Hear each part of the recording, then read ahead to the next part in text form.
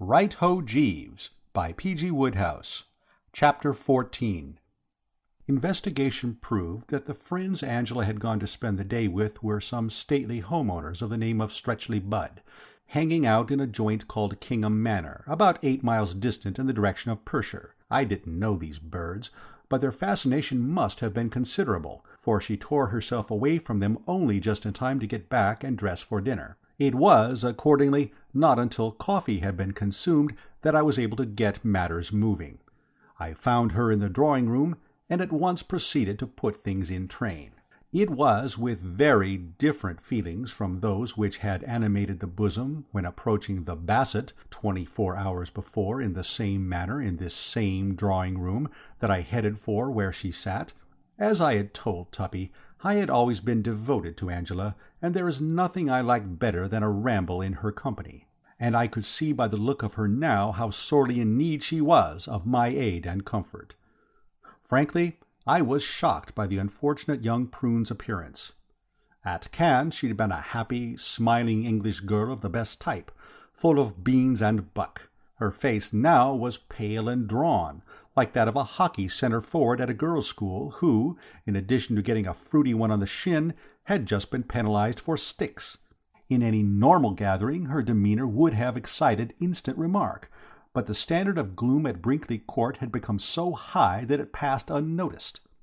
Indeed, I shouldn't wonder if Uncle Tom, crouched in his corner waiting for the end, didn't think she was looking indecently cheerful.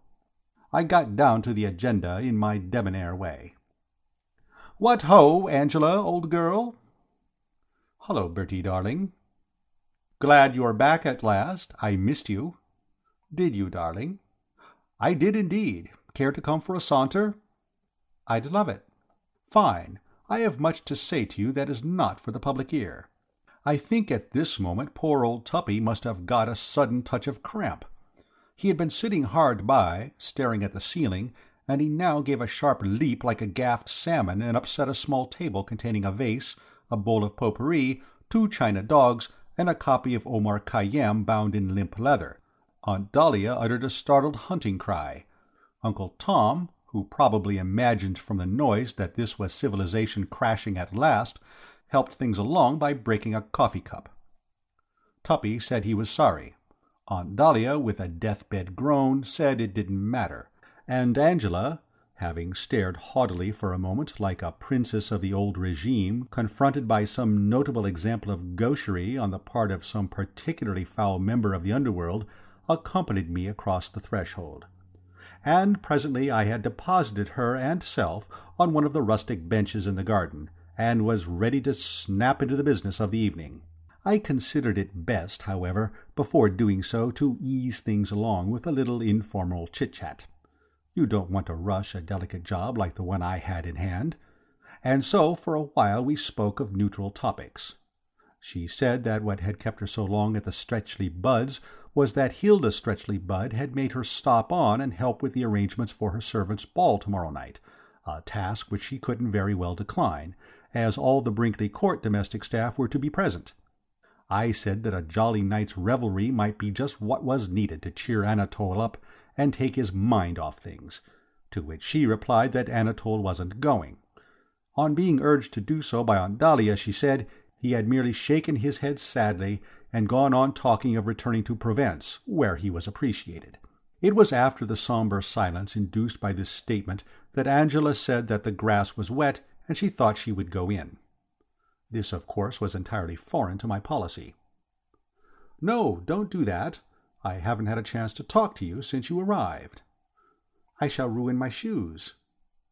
"Put your feet up on my lap." "All right, and you can tickle my ankles." "Quite." Matters were accordingly arranged on these lines, and for some minutes we continued chatting in desultory fashion. Then the conversation petered out. I made a few observations, in re the scenic effects, featuring the twilight hush, the peeping stars, and the soft glimmer of the waters of the lake, and she said yes. Something rustled in the bushes in front of us, and I advanced the theory that it was possibly a weasel, and she said it might be, but it was plain that the girl was distrait, and I considered it best to waste no more time. "Well, old thing," I said, "I've heard all about your little dust-up. So those wedding bells are not going to ring out, what?" "No." "Definitely over, is it?" "Yes." "Well, if you want my opinion, I think that's a bit of goose for you, Angela, old girl. I think you're extremely well out of it. It's a mystery to me how you stood this glossop so long. Take him for all in all, he ranks very low down among the wines and spirits. A washout, I should describe him as. A frightful oik, and a massive side to boot. I'd pity the girl who was linked for life to a bargee like Tuppy Glossop." And I admitted a hard laugh, one of the sneering kind. "I always thought you were such friends," said Angela. I let go another hard one, with a bit more topspin on it than the first time. "Friends? Absolutely not. One was civil, of course, when one met the fellow, but it would be absurd to say one was a friend of his. A club acquaintance, and a mere one at that. And then one was at school with the man." "At Eton?" "Good heavens, no! We wouldn't have a fellow like that at Eton. At a kid's school before I went there. A grubby little brute he was, I recollect. Covered with ink and mire generally, washing only on alternate Thursdays. In short, a notable outsider shunned by all." I paused. I was more than a bit perturbed. Apart from the agony of having to talk in this fashion of one who, except when he was looping back rings and causing me to plunge into swimming baths in correct evening costume, had always been a very dear and esteemed crony, I didn't seem to be getting anywhere. Business was not resulting. Staring into the bushes without a yip, she appeared to be bearing these slurs and innuendos of mine with an easy calm. I had another pop at it. "Uncouth about sums it up. I doubt if I've ever seen an uncouther kid than this Glossop. Ask anyone who knew him in those days to describe him in a word, and the word they would use is uncouth. And he's just the same today. It's the old story. The boy is the father of the man." She appeared not to have heard. "The boy," I repeated, not wishing her to miss that one, "is the father of the man." "What are you talking about?" "I'm talking about this Glossop." "I thought you said something about somebody's father." "I said the boy was the father of the man." "What boy?" "The boy Glossop." "He hasn't got a father." "I never said he had. I said he was the father of the boy, or rather of the man." "What man?" I saw that the conversation had reached a point where, unless care was taken, we should be muddled. "The point I am trying to make," I said, "is that the boy Glossop is the father of the man Glossop. In other words, each loathsome fault and blemish that led the boy Glossop to be frowned upon by his fellows is present in the man Glossop, and causes him, I am speaking now of the man Glossop, to be a hissing and a byword at places like the Drones, where a certain standard of decency is demanded from the inmates. Ask anyone at the Drones, and they will tell you that it was a black day for the dear old club when this chap Glossop somehow wriggled into the list of members. Here you will find a man who dislikes his face. There one who could stand his face if it wasn't for his habits. But the universal consensus of opinion is that the fellow is a bounder and a tick, and that the moment he showed signs of wanting to get into the place he should have been met with a firm nolle persequi and heartily blackballed. I had to pause again here, partly in order to take in a spot of breath, and partly to wrestle with the almost physical torture of saying these frightful things about poor old Tuppy. "There are some chaps," I resumed, forcing myself once more to the nauseous task, "who, in spite of looking as if they had slept in their clothes, can get by quite nicely because they are amiable and suave. There are others who, for all that they excite adverse comment by being fat and uncouth, find themselves on the credit side of the ledger owing to their wit and sparkling humour. But this Glossop, I regret to say, falls into neither class. In addition to looking like one of those things that come out of hollow trees, he is universally admitted to be a dumb brick of the first water. No soul, no conversation. In short, any girl who, having been rash enough to get engaged to him, has managed at the 11th hour to slide out, is justly entitled to consider herself dashed lucky." I paused once more, and cocked an eye at Angela to see how the treatment was taking. All the while I had been speaking, she had sat gazing silently into the bushes, but it seemed to me incredible that she should not now turn on me like a tigress, according to specifications. It beat me why she hadn't done it already. It seemed to me that a mere tithe of what I had said, if said to a tigress about a tiger of which she was fond, would have made her, the tigress I mean, hit the ceiling, and the next moment you could have knocked me down with a toothpick. "Yes," she said, nodding thoughtfully, "you're quite right." "Eh?" "That's exactly what I've been thinking myself." "What?" "Dumb brick. It just describes him. One of the 6 silliest asses in England, I think he must be." I did not speak. I was endeavoring to adjust the faculties, which were in urgent need of a bit of first-aid treatment. I mean to say, all of this had come as a complete surprise. In formulating the well-laid plan which I had just been putting into effect, the one contingency I had not budgeted for was that she might adhere to the sentiments which I expressed. I had braced myself for a gush of stormy emotion. I was expecting the tearful ticking off, the girlish recriminations, and all the rest of the bag of tricks along those lines.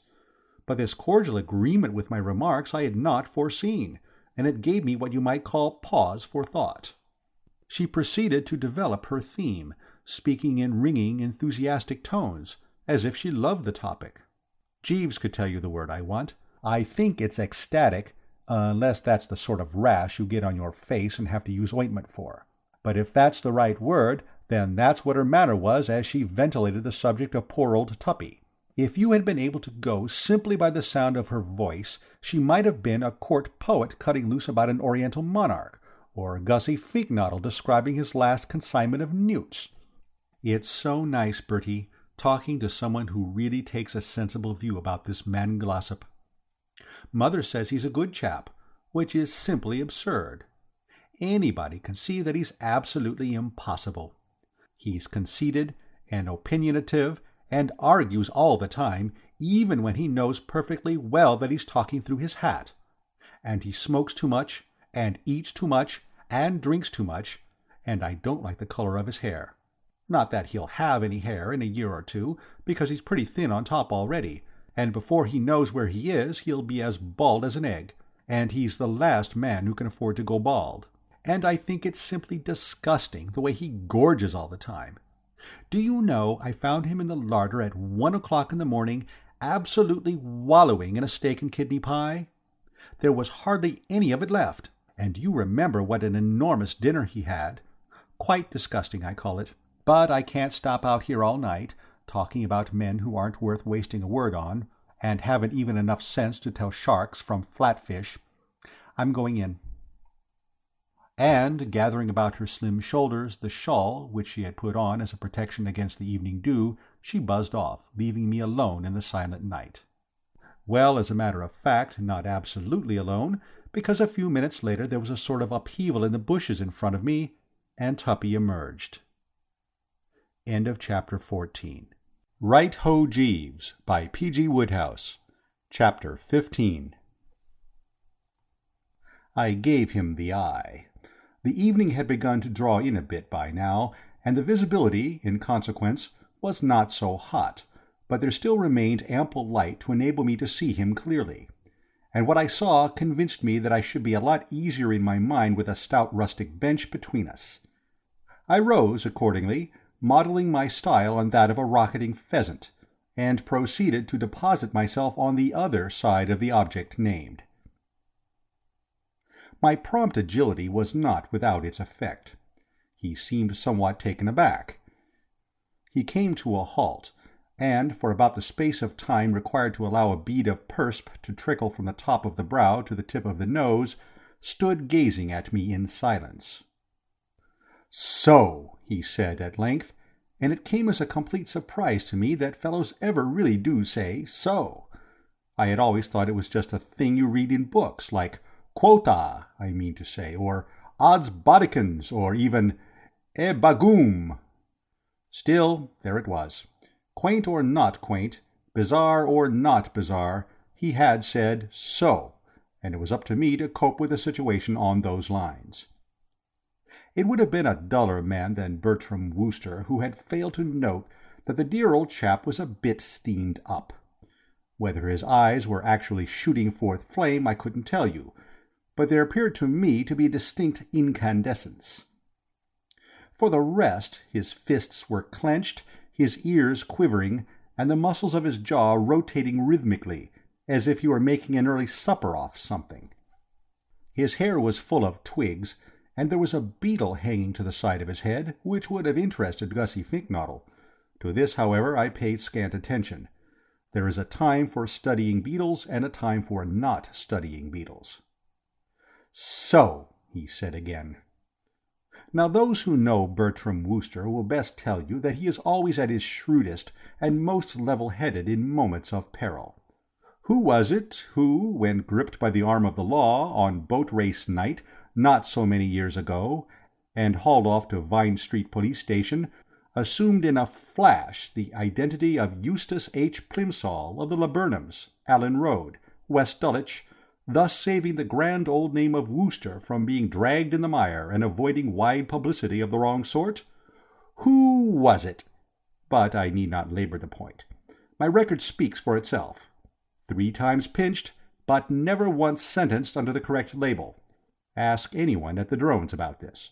So now, in a situation threatening to become every moment more scaly, I did not lose my head. I preserved the old sang-froid, smiling a genial and affectionate smile, and hoping that it wasn't too dark for it to register, I spoke with a jolly cordiality. "Why, hello, Tuppy, you here?" He said yes, he was here. "Been here long?" "I have." "Fine, I wanted to see you." "Well, here I am. Come out from behind that bench." "No thanks, old man, I like leaning on it. It seems to rest the spine." "In about 2 seconds," said Tuppy, "I'm going to kick your spine up through the top of your head." I raised the eyebrows. Not much good, of course, in that light, but it seemed to help the general composition. "Is this Hildebrand Glossop speaking?" I said. He replied that it was, adding that if I wanted to make sure, I might move a few feet over in his direction. He also called me an opprobrious name. I raised the eyebrows again. "Come, come, Tuppy, don't let this little chat become acrid. Is acrid the word I want?" "I couldn't say," he replied, beginning to sidle round the bench. I saw that anything I might wish to say must be said quickly. Already he had sidled some 6 feet, and though, by dint of sidling too, I had managed to keep the bench between us, who could predict how long this happy state of affairs would last?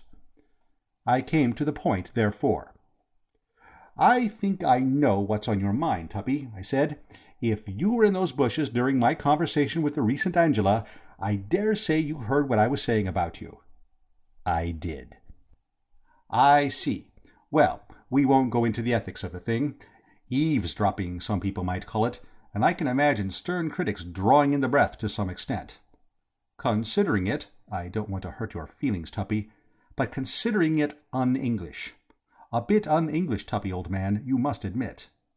"I'm Scotch." "Really?" I said. "I never knew that before. Rummy how you don't suspect a man of being Scotch, unless he's Mac something and says, 'Och, aye,' and things like that. I wonder," I went on, feeling that an academic discussion on some neutral topic might ease the tension, "if you can tell me something that has puzzled me a good deal. What exactly is that stuff they put in haggis? I've often wondered about that." From the fact that his only response to the question was to leap over the bench and make a grab at me, I gathered that his mind was not on haggis. "However," I said, leaping over the bench in my turn, "that is a side issue. If, to come back to it, you were in those bushes and heard what I was saying about you—" He began to move round the bench in a northeasterly direction. I followed his example, setting a course south-southwest. "No doubt you are surprised at the way I was talking." "Not a bit." "What? Did nothing strike you as odd in the tone of my remarks?" It was just the sort of stuff I would have expected a treacherous, sneaking hound like you to say. "My dear chap," I protested, "this is not your usual form. A bit slow in the uptake, surely? I should have thought you would have spotted right away that it was all part of a well-laid plan." "I'll get you in a jiffy," said Tuppy, recovering his balance after a swift clutch at my neck. And so probable did this seem that I delayed no longer, but hastened to place all the facts before him. Speaking rapidly and keeping moving, I related my emotions on receipt of Aunt Dahlia's telegram, my instant rush to the scene of the disaster, my meditations in the car, and the eventual framing of this well-laid plan of mine. I spoke clearly and well, and it was with considerable concern, consequently, that I heard him observe, between clenched teeth which made it worse, that he didn't believe a damned word of it. "But, Tuppy," I said, "why not? To me the thing rings true to the last drop. What makes you skeptical? Confide in me, Tuppy." He halted and stood taking a breather. Tuppy, pungently, though Angela might have argued to the contrary, isn't really fat. During the winter months you will find him constantly booting the football with merry shouts, and in the summer the tennis racket is seldom out of his hand. But at the recently concluded evening meal, feeling, no doubt, that after that painful scene in the larder there was nothing to be gained by further abstinence, he had rather let himself go, as it were, made up leeway, and after really immersing himself in one of Anatole's dinners, a man of his sturdy build tends to lose elasticity a bit. During the exposition of my plans for his happiness, a certain animation had crept into his round and round the mulberry bush jamboree of ours, so much so, indeed, that for the last few minutes he might have been a rather oversized greyhound, and a somewhat slimmer electric hare doing their stuff on a circular track for the entertainment of the many-headed. This, it appeared, had taken it out of him a bit, and I was not displeased. I was feeling the strain myself, and welcomed a lull. "It absolutely beats me why you don't believe it," I said. "You know we've been pals for years. You must be aware that, except at the moment when you caused me to do a nose-dive into the drone's swimming bath, an incident which I'd long since decided to put out of my mind and let the dead past bury its dead about, if you follow what I mean, except on that one occasion, as I say, I have always regarded you with the utmost esteem. Why, then, if not for the motives I have outlined, should I knock you to Angela? Answer me that. Be very careful." "What do you mean, be very careful?" Well, as a matter of fact, I didn't quite know myself. It was what the magistrate had said to me on the occasion when I stood on the dock as Eustace Plimsoll of the Laburnums, and as it had impressed me a good deal at the time, I just bunged it in now by way of giving the conversation a tone. "All right, never mind about being careful then. Just answer me that question. Why, if I had not your interest sincerely at heart, should I have ticked you off as stated?" A sharp spasm shook him from base to apex. The beetle, which during the recent exchanges had been clinging to his head, hoping for the best, gave it up at this and resigned office. It shot off and was swallowed in the night. "Ah," I said, "your beetle," I explained. "No doubt you are unaware of it, but all this while there's been a beetle of sorts parked on the side of your head. You have now dislodged it." He snorted. "Beetles." "Not beetles, one beetle only." "I like your crust," cried Tuppy, vibrating like one of Gussie's newts during the courting season. "Talking of beetles, when all the time you know you're a treacherous, sneaking hound." It was a debatable point, of course, why treacherous, sneaking hounds should be considered ineligible to talk about beetles, and I dare say a good cross-examining counsel would have made quite a lot of it, but I let it go.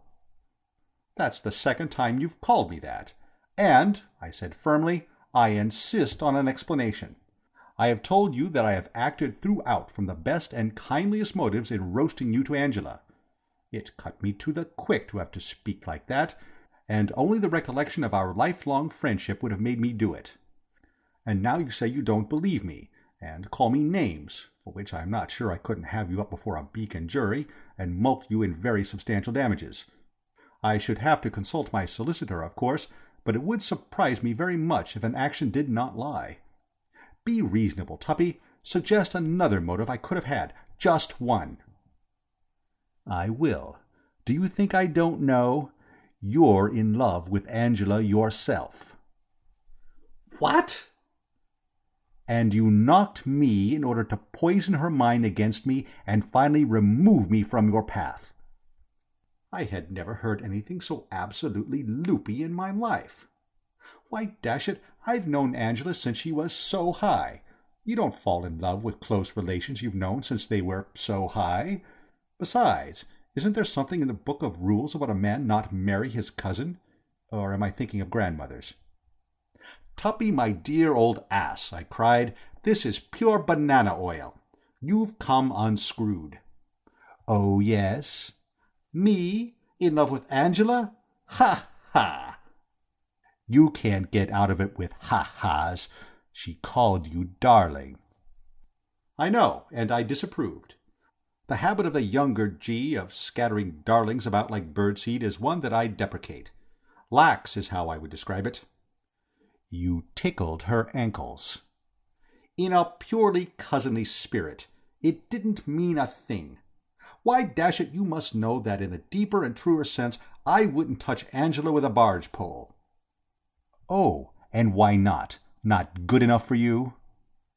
"You misunderstand me," I hastened to reply. "When I say I wouldn't touch Angela with a barge pole, I intend merely to convey that my feelings towards her are those of a distant, though cordial, esteem.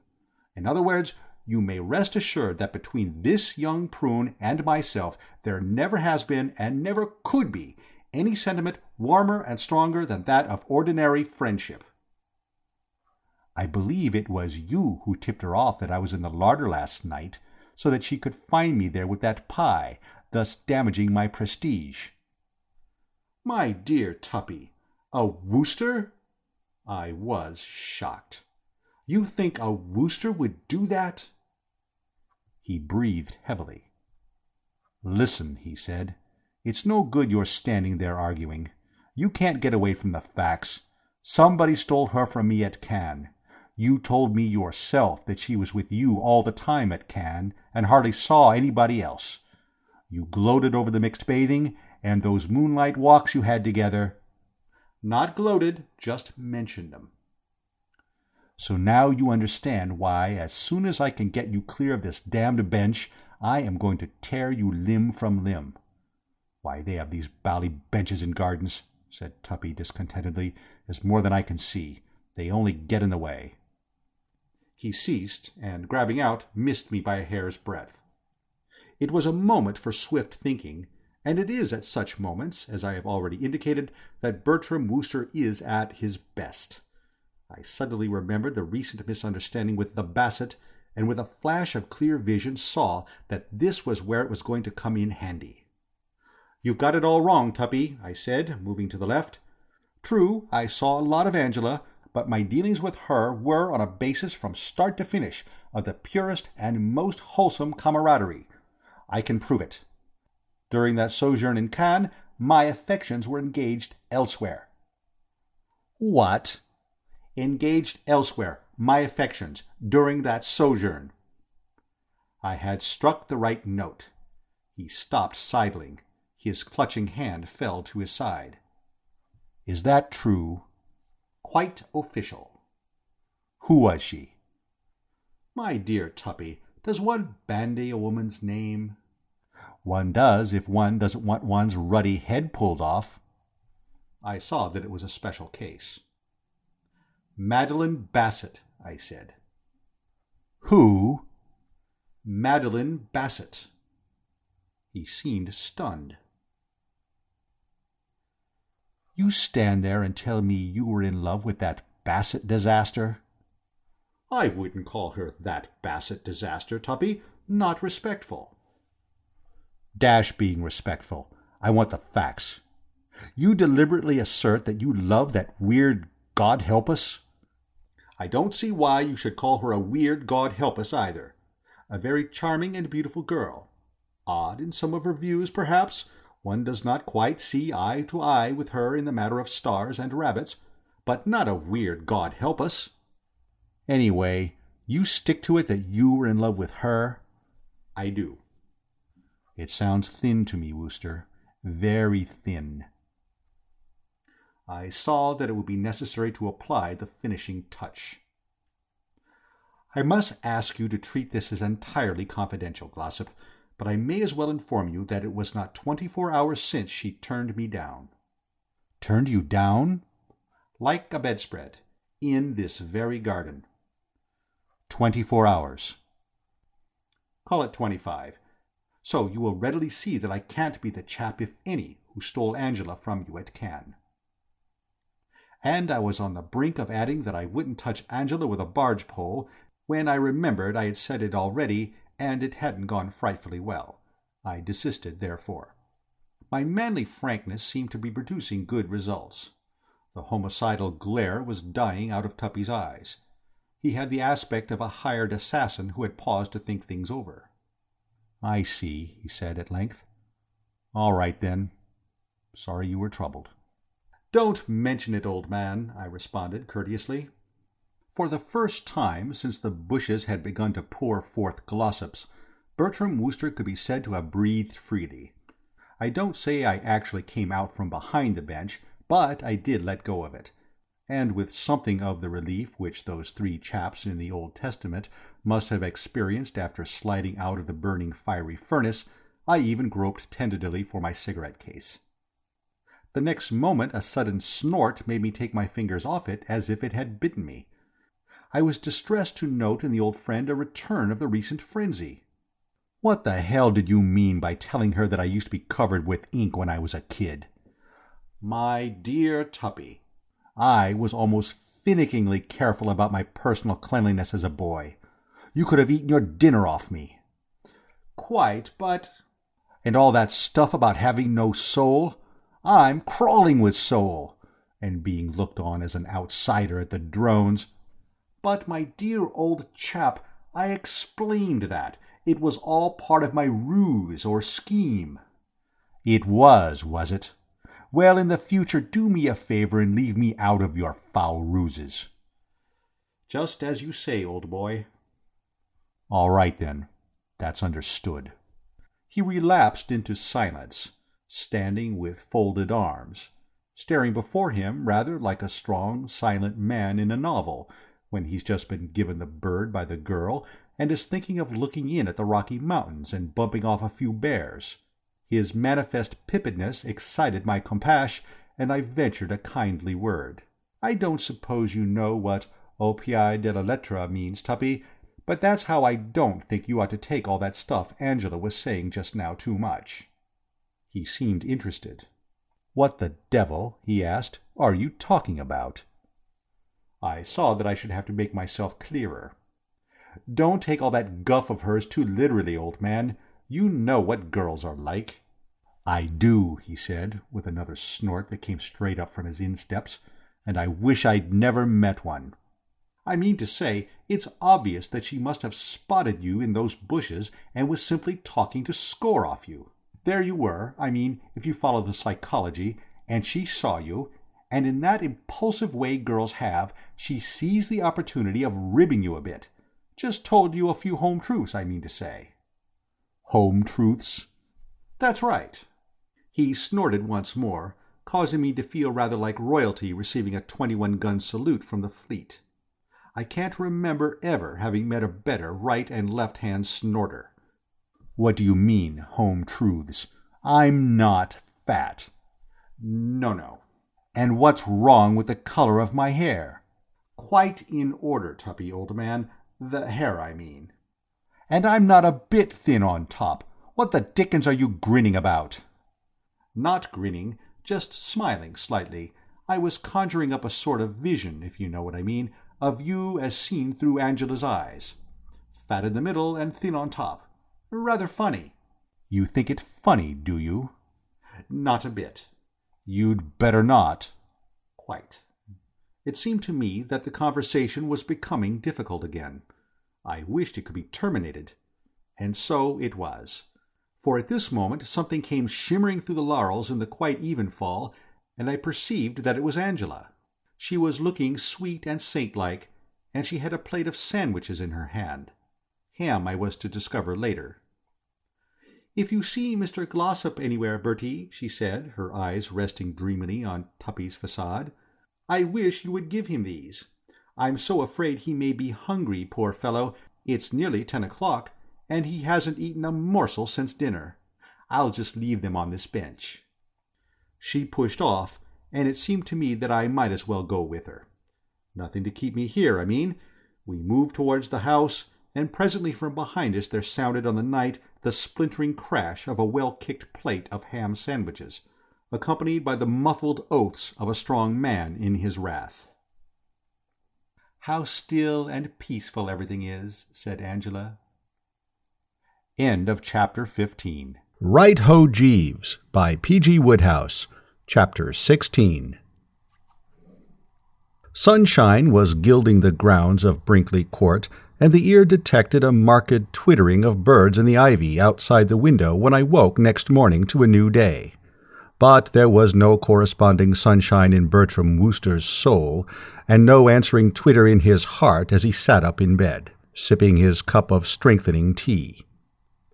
It could not be denied that to Bertram, reviewing the happenings of the previous night, the Tuppy-Angela situation seemed more or less to have slipped a cog.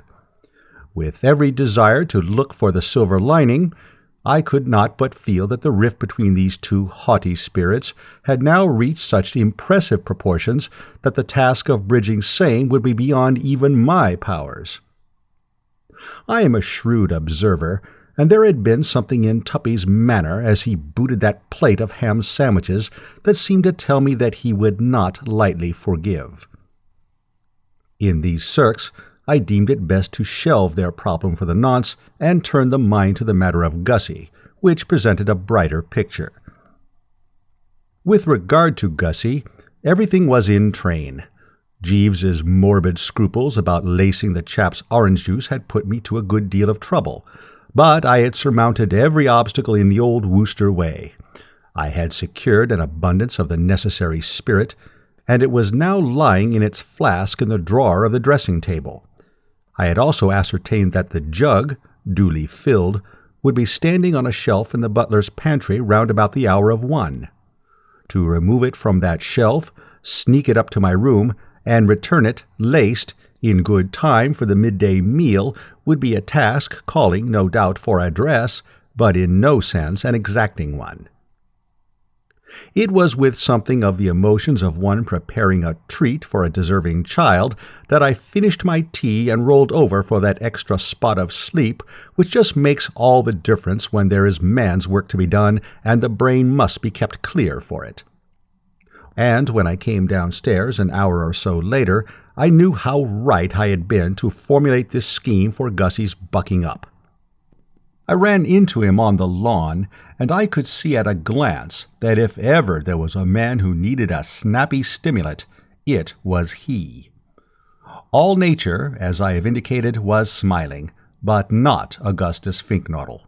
He was walking round in circles, muttering something about not proposing to detain us long, but on this auspicious occasion feeling compelled to say a few words. "Ah, Gussie," I said, arresting him as he was about to start another lap. "A lovely morning, is it not?"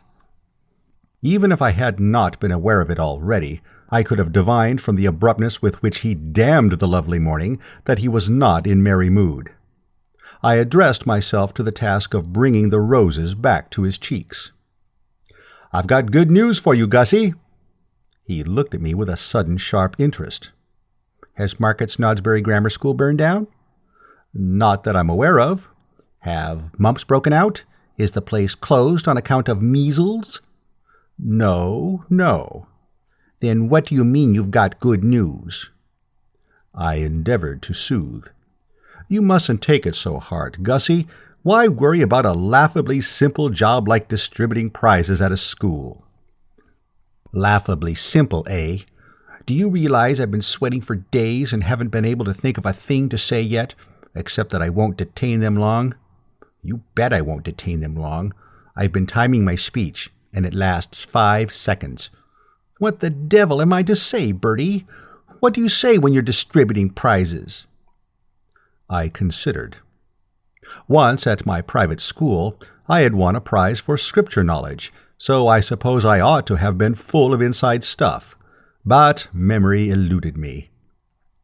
Then something emerged from the mists. "You say the race is not always to the swift." "Why?" "Well, it's a good gag. It generally gets a hand." "I mean, why isn't it? Why isn't the race to the swift?" "Ah, there you have me. But the nibs say it isn't." "But what does it mean?" "I take it it's supposed to console the chaps who haven't won prizes." "What's the good of that to me? I'm not worrying about them. It's the ones that have won prizes that I'm worrying about, the little blighters who will come up on that platform. Suppose they make faces at me." "They won't." "How do you know they won't? It's probably the first thing they'll think of. And even if they don't— Bertie, shall I tell you something?" "What?" "I've a good mind to take that tip of yours and have a drink." I smiled. He little knew about summed up what I was thinking. "Oh, you'll be all right," I said. He became fevered again. "How do you know I'll be all right? I'm sure to blow up in my lines. Tush! Or drop a prize. Tut! Or something. I can feel it in my bones. As sure as I'm standing here, something is going to happen this afternoon which will make everybody laugh themselves sick at me. I can hear them now, like hyenas. Bertie." "Hello?" "Do you remember that kids' school we went to before Eton?"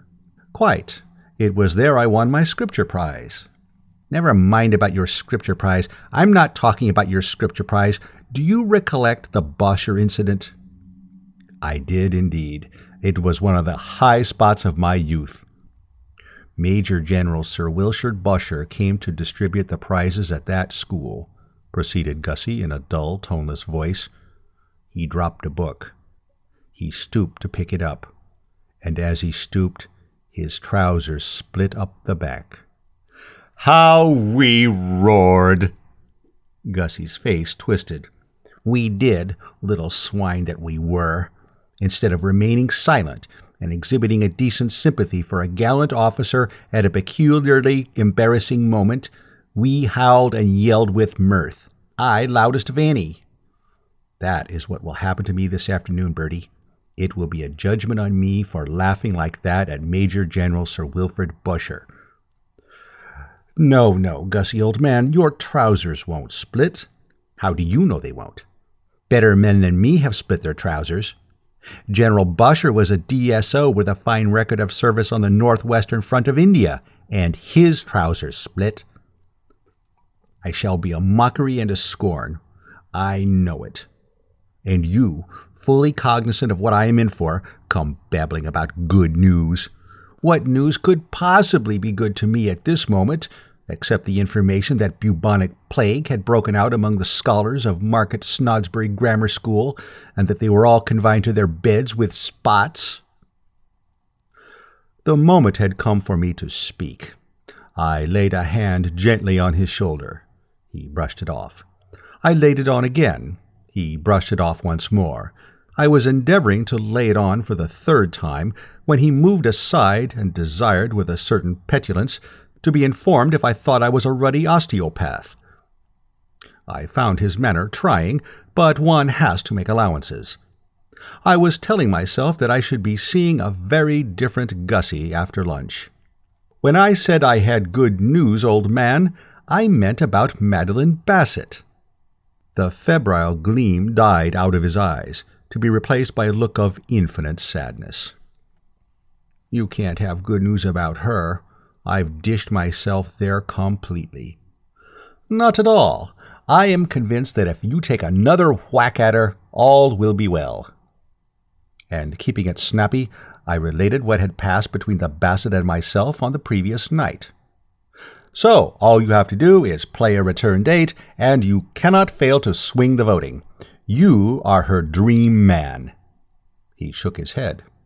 No. What? No use. What do you mean? Not a bit of good trying. But I tell you, she said in so many words. It doesn't make any difference. She may have loved me once. Last night will have killed all that. Of course it won't. It will. She despises me now. Not a bit of it. She knows you simply got cold feet. And I should get cold feet if I tried again. It's no good, Bertie. I'm hopeless. And there's the end of it. Fate made me the sort of chap who can't say boo to a goose. It isn't a question of saying boo to a goose. The point doesn't arise at all. It is simply a matter of, I know, but it's no good. I can't do it. The whole thing is off. I am not going to risk a repetition of last night's fiasco. You talk in a light way of taking another whack at her, but you don't know what it means. You have not been through the experience of starting to ask the girl you love to marry you, and then suddenly finding yourself talking about the plum-like external gills of the newly born newt. It's not a thing you can do twice. No, I accept my destiny. It's all over. And now, Bertie, like a good chap, shove off. I want to compose my speech. I can't compose my speech with you mucking around. If you're going to continue to muck around, at least give me a couple of stories. The little hellhounds are sure to expect a story or two. Do you know the one about? No good. I don't want any of your off-color stuff from the drone smoking room. I need something clean, something that will be a help to them in their afterlives. Not that I care a damn about their afterlives, except that I hope they'll all choke. I heard a story the other day. I can't quite remember it, but it was about a chap who snored and disturbed the neighbors. And it ended, "It was his adenoids that adenoid them." He made a weary gesture. You expect me to work that in, do you? Into a speech to be delivered to an audience of boys, every one of whom is probably riddled with adenoids? Damn it, they'd rush the platform. Leave me, Bertie. Push off. That's all I ask you to do. Push off. Ladies and gentlemen, said Gussie in a low, soliloquizing sort of way, I do not propose to detain this auspicious occasion long. It was a thoughtful Wooster who walked away and left him at it. More than ever, I was congratulating myself on having had the sterling good sense to make all my arrangements so that I could press a button and set things moving at an instant's notice. Until now, you see, I had rather entertained a sort of hope that when I had revealed to him the Bassett's mental attitude, nature would have done the rest, bracing him up to such an extent that artificial stimulants would not be required. Because, naturally, a chap doesn't want to have to sprint about country houses lugging jugs of orange juice unless it is absolutely essential. But now I saw that I must carry on as planned. The total absence of pep, ginger, and the right spirit which the man had displayed during these conversational exchanges convinced me that the strongest measures would be necessary. Immediately upon leaving him, therefore, I proceeded to the pantry, waited till the butler had removed himself elsewhere, and nipped in and secured the vital jug. A few moments later, after a wary passage of the stairs, I was in my room. And the first thing I saw there was Jeeves, fooling about with trousers. He gave the jug a look which, wrongly as it was to turn out, I diagnosed as censorious. I drew myself up a bit. I intended to have no rot from the fellow. "Yes, Jeeves?" "Sir?" "You have the air of one about to make a remark, Jeeves." "Oh, no, sir. I note that you are in possession of Mr. Finknoddle's orange juice. I was merely about to observe that, in my opinion, it would be injudicious to add spirit to it." "That is a remark, Jeeves, and it is precisely—" "Because I have already attended to the matter, sir." "What?" "Yes, sir, I decided, after all, to acquiesce in your wishes." I stared at the man, astounded. I was deeply moved. Well, I mean, wouldn't any chap who had been going about thinking that the old feudal spirit was dead, and then suddenly found out it wasn't, have been deeply moved? "Jeeves," I said, "I am touched." "Thank you, sir." touched and gratified. "Thank you very much, sir." "But what caused this change of heart?" "I chanced to encounter Mr. Finknottle in the garden, sir, while you were still in bed, and we had a brief conversation." "And you came away feeling that he needed a bracer?" "Very much so, sir. His attitude struck me as defeatist." I nodded. "I felt the same. Defeatist sums it up to a nicety. Did you tell him his attitude struck you as defeatist?" "Yes, sir." "But it didn't do any good?" "No, sir." "Very well, then, Jeeves, we must act. How much gin did you put in the jug?" "A liberal tumblerful, sir." "Would that be a normal dose for an adult defeatist, do you think?" "I fancy it should prove adequate, sir." "I wonder. We must not spoil the ship for a ha'porth of tar. I think I'll add just another fluid ounce or so." "I would not advocate it, sir, in the case of Lord Brancaster's parrot." "You are falling into your old error, Jeeves, of thinking that Gussie is a parrot. Fight against this. I shall add the ounce." "Very good, sir." "And by the way, Jeeves, Mr. Finknottle is in the market for bright, clean stories to use in his speech. Do you know any?" "I know a story about two Irishmen, sir." "Pat and Mike?" "Yes, sir." "Who were walking along Broadway?" "Yes, sir." "Just what he wants. Any more?" "No, sir." "Well, every little bit helps. You had better go and tell it to him." "Very good, sir." He passed from the room, and I unscrewed the flask and tilted into the jug a generous modicum of its contents. And scarcely had I done so when there came to my ears the sound of footsteps without. I had only just time to shove the jug behind the photograph of Uncle Tom on the mantelpiece before the door opened and in came Gussie, curveting like a circus horse. "What ho, Bertie," he said. "What ho, what ho, what ho, and again what ho! What a beautiful world this is, Bertie. One of the nicest I ever met." I stared at him speechless. We Woosters are as quick as lightning, and I saw at once that something had happened. I mean to say, I told you about him walking around in circles. I recorded what passed between us on the lawn, and if I portrayed the scene with anything like adequate skill, the picture you will have retained of this Finknottle would have been that of a nervous wreck, sagging at the knees, green about the gills, and picking feverishly at the lapels of his coat in an ecstasy of craven fear. In a word, defeatist. Gussie, during that interview, had, in fact, exhibited all the earmarks of one licked to a custard. Vastly different was the Gussie who stood before me now. Self-confidence seemed to ooze from the fellow's every pore. His face was flushed, there was a jovial light in his eyes, the lips were parted in a swashbuckling smile, and when, with a genial hand, he sloshed me on the back before I could sidestep, it was as if I had been kicked by a mule. "Well, Bertie," he proceeded, as blithely as a linnet without a thing on his mind, "you will be glad to hear that you were right. Your theory has been tested and proven correct. I feel like a fighting cock." My brain ceased to reel. I saw all. "Have you been having a drink?" "I have, as you advised. Unpleasant stuff, like medicine. Burns your throat, too, and makes one as thirsty as the dickens. How can anyone mop it up as you do, for pleasure beats me. Still, I would be the last to deny that it tunes up the system. I could bite a tiger." "What did you have?" "Whiskey.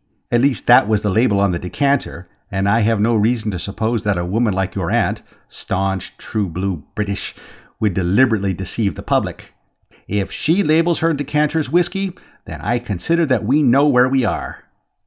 "A whiskey and soda, eh? You couldn't have done better." "Soda," said Gussie thoughtfully. "I knew there was something I had forgotten." "Didn't you put any soda in it?" "It never occurred to me.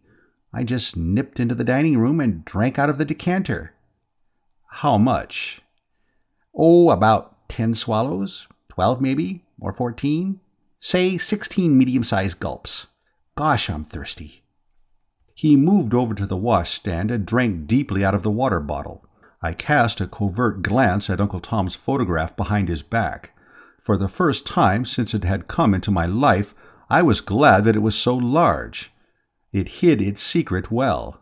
If Gussie had caught sight of that jug of orange juice, he would have unquestionably been onto it like a knife. "Well, I'm glad if you feel braced," I said. He moved buoyantly from the wash-hand stand and endeavored to slosh me on the back again. Foiled by my nimble footwork, he staggered to the bed and sat down upon it. "Braced? Did I say I could bite a tiger?" "You did." "Make it 2 tigers. I could chew holes in a steel door. What an ass you must have thought me out there in the garden. I see now you are laughing up your sleeve." "No, no." "Yes," insisted Gussie. "That very sleeve," he said, pointing, "and I don't blame you. I can't imagine why I had made all that fuss about a potty job like distributing prizes at a rotten little country grammar school. Can you imagine, Bertie?"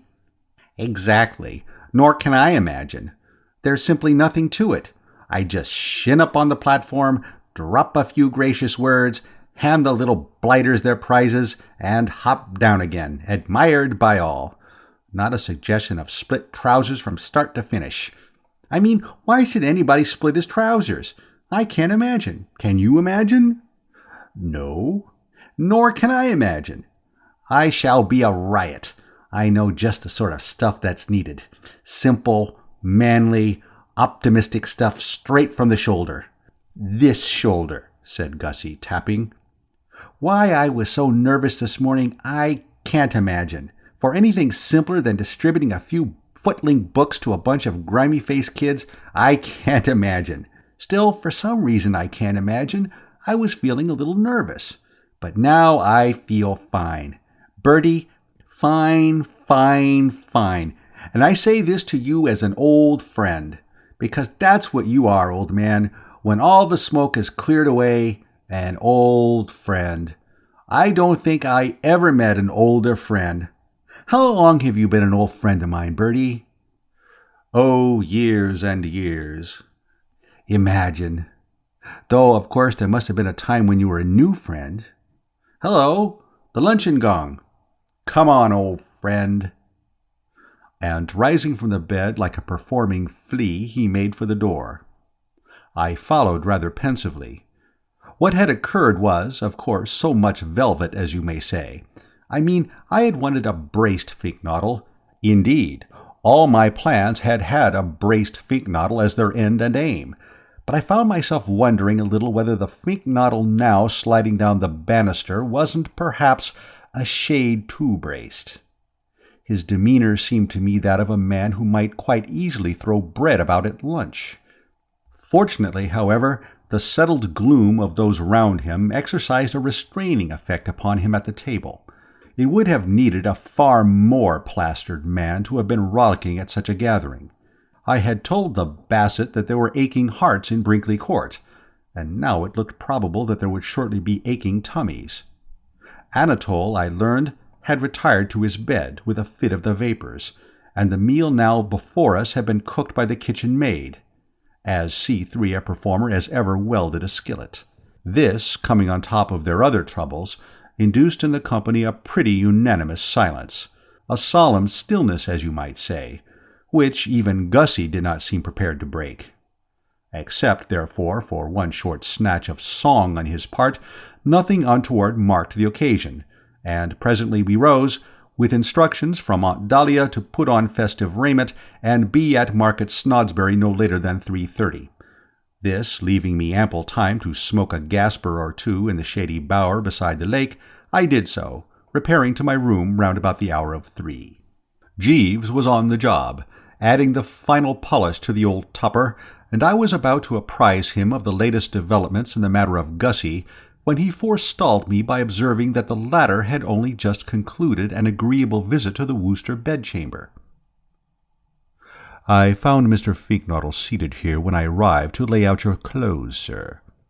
"Indeed, Jeeves. Gussie was in here, was he?" Yes, sir. He left only a few moments ago. He is driving to the school with Mr. and Mrs. Travers in the large car." "Did you give him your story of the two Irishmen?" "Yes, sir. He laughed heartily." "Good. Had you any other contributions for him?" "I ventured to suggest that he might mention to the young gentleman that education is a drawing out, not a putting in. The late Lord Bancaster was much addicted to presenting prizes at schools, and he invariably employed this dictum." "And how did he react to that?" "He laughed heartily, sir." "This surprised you, no doubt. This practically incessant merriment, I mean." "Yes, sir." "I thought it odd in one who, when you last saw him, was well up in the Group A of the defeatists." "Yes, sir." "There is a ready explanation, Jeeves. Since you last saw him, Gussie has been on a bender. He is as tight as an owl." "Indeed, sir." "Absolutely. His nerve cracked under the strain, and he sneaked into the dining room and started mopping the stuff up like a vacuum cleaner. Whiskey would seem to be what he filled the radiator with. I gather that he used up most of the decanter. Golly, Jeeves, it's lucky he didn't get at that laced orange juice on top of that, what?" "Extremely, sir." I eyed the jug. Uncle Tom's photograph had fallen into the fender, and it was standing there right out in the open, where Gussie couldn't have helped seeing it.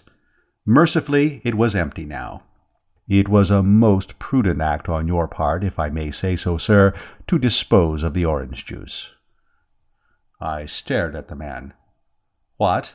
Didn't you?" "No, sir." "Jeeves, let us get this clear. Was it not you who threw away that O.J.? "No, sir. I assumed when I entered the room and found the pitcher empty that you had done so." We looked at each other awed. Two minds with but a single thought. "I fear very much, sir." "So do I, Jeeves." "It would seem almost certain." "Quite certain. Weigh the facts. Sift the evidence. The jug was standing on the mantelpiece for all eyes to behold. Gussie had been complaining of thirst. You found him in here, laughing heartily. I think that there can be little doubt, Jeeves, that the entire contents of that jug are at this moment reposing on top of the existing cargo in that already brilliantly lit man's interior. Disturbing, Jeeves." "Most disturbing, sir." "Let us face the position, forcing ourselves to be calm. You inserted in that jug, shall we say, a tumblerful of the right stuff." "Fully a tumblerful, sir." "And I added of my plenty about the same amount." "Yes, sir." "And in 2 shakes of a duck's tail, Gussie, with all that lapping about inside him, will be distributing the prizes at Market Snodsbury Grammar School before an audience of all that is fairest and most refined in the county." "Yes, sir." "It seems to me, Jeeves, that the ceremony might be one fraught with considerable interest." "Yes, sir." "What, in your opinion, will the harvest be?" "One finds it difficult to hazard a conjecture, sir." "You mean imagination boggles?" "Yes, sir." I inspected my imagination. He was right. It boggled. End of chapter 16. Right Ho Jeeves by P.G. Wodehouse. Chapter 17. "And yet, Jeeves," I said, twiddling a thoughtful steering wheel, "there is always the bright side." Some 20 minutes had elapsed, and having picked the honest fellow up outside the front door, I was driving in the 2-seater to the picturesque town of Market Snodsbury. Since we had parted, he to go to his lair and fetch his hat, I to remain in my room and complete the formal costume, I had been doing some close thinking. The results of this I now proceeded to hand on to him. However dark the prospect may be, Jeeves, however murkily the storm clouds may seem to gather, a keen eye can usually discern the bluebird. It is bad, no doubt, that Gussie should be going, some 10 minutes from now, to distribute prizes in a state of advanced intoxication. But we must never forget that these things cut both ways." "You imply, sir—" "Precisely. I am thinking of him in his capacity of wooer. All this ought to have put him in rare shape for offering his hand in marriage. I shall be vastly surprised if it won't turn him into a sort of caveman. Have you ever seen James Cagney in the movies? Yes, sir. Something along those lines. I heard him cough, and sniped him with a sideways glance. He was wearing that informative look of his. Then you have not heard, sir? Eh? You are not aware that a marriage has been arranged and will shortly take place between Mr. Finknottle and Miss Bassett? What? Yes, sir. When did this happen? Shortly after Mr. Finknottle left your room, sir. Ah, in the post-orange juice era. Yes, sir. But you are sure of your facts? How do you know? My informant was Mr. Finknottle himself, sir. He appeared anxious to confide in me. His story was somewhat incoherent, but I had no difficulty in apprehending its substance. Prefacing his remarks with the statement that this was a beautiful world, he laughed heartily, and said that he had become formally engaged. No details? No, sir. But one can picture the scene. Yes, sir. I mean, imagination doesn't boggle. No, sir. And it didn't. I could see exactly what must have happened. Insert a liberal dose of mixed spirits in a normally abstemious man, and he becomes a force. He does not stand around, twiddling his fingers and stammering. He acts.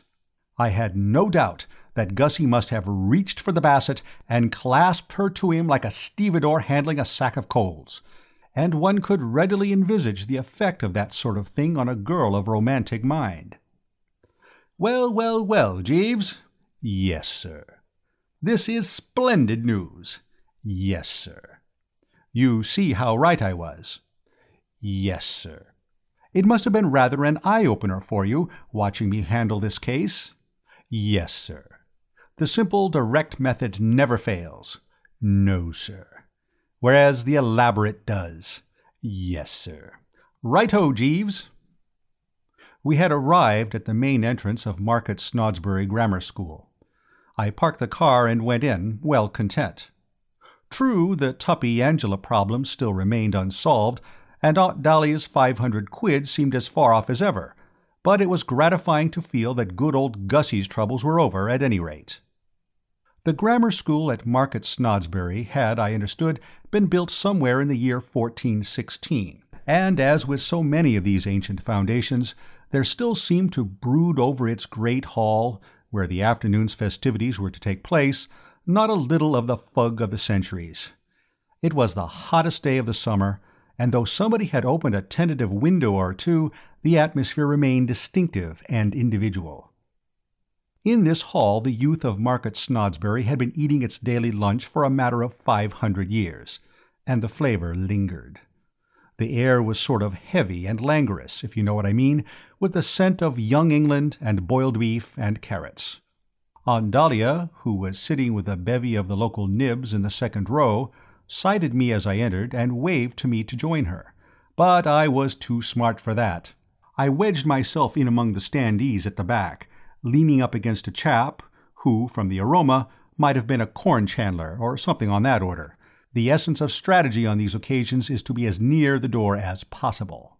The hall was gaily decorated with flags and colored paper, and the eye was further refreshed by the spectacle of a mixed drove of boys, parents and what-not, the former running a good deal to shiny faces and Eton collars, the latter stressing the black satin note rather when female, and looking as if their coats were too tight if male.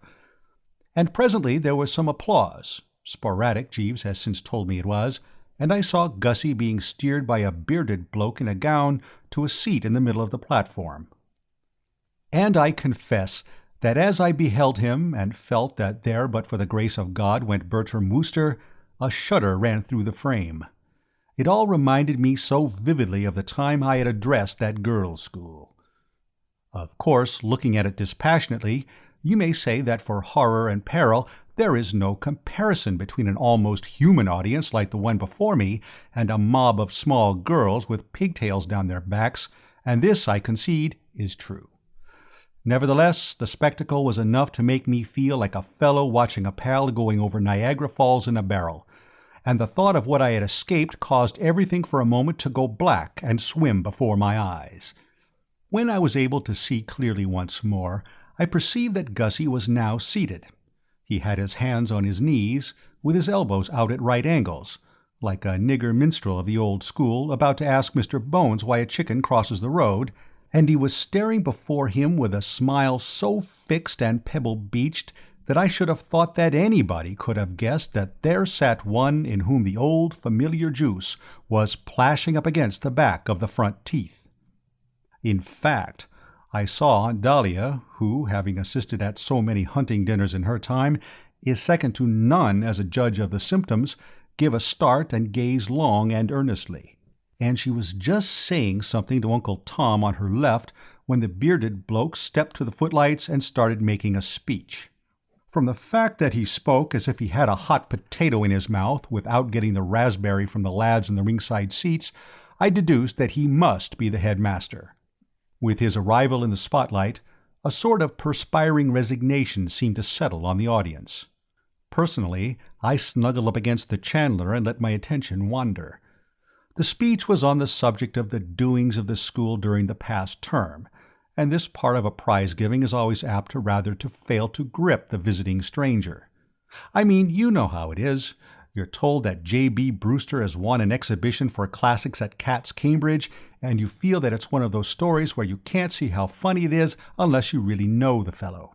And the same applies to G. Bullitt being awarded the Lady Jane Wick Scholarship at the Birmingham College of Veterinary Science.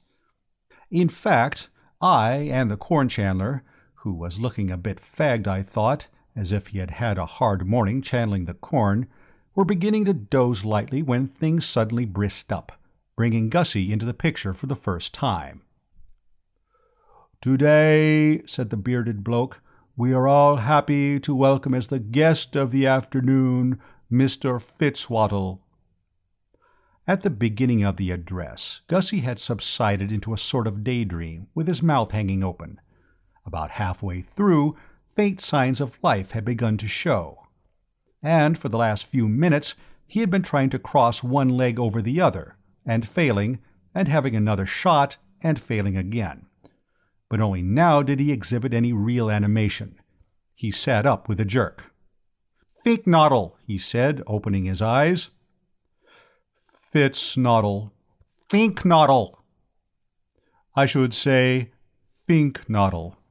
"Of course you should, you silly ass," said Gussie genially. "All right, get on with it." And closing his eyes, he began trying to cross his legs again. I could see that this little spot of friction had rattled the bearded bloke a bit. He stood for a moment fumbling at the fungus with a hesitating hand. But they make these headmasters of tough stuff. The weakness passed. He came back nicely and carried on. "We are all happy, I say, to welcome as the guest of the afternoon Mr. Finknoddle, who has kindly consented to award the prizes.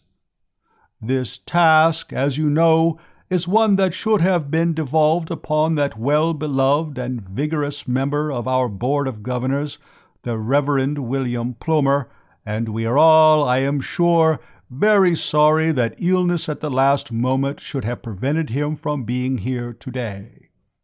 But if I may borrow a familiar metaphor from if I may employ a homely metaphor familiar to you all, what we lose on the swings we gain on the roundabouts."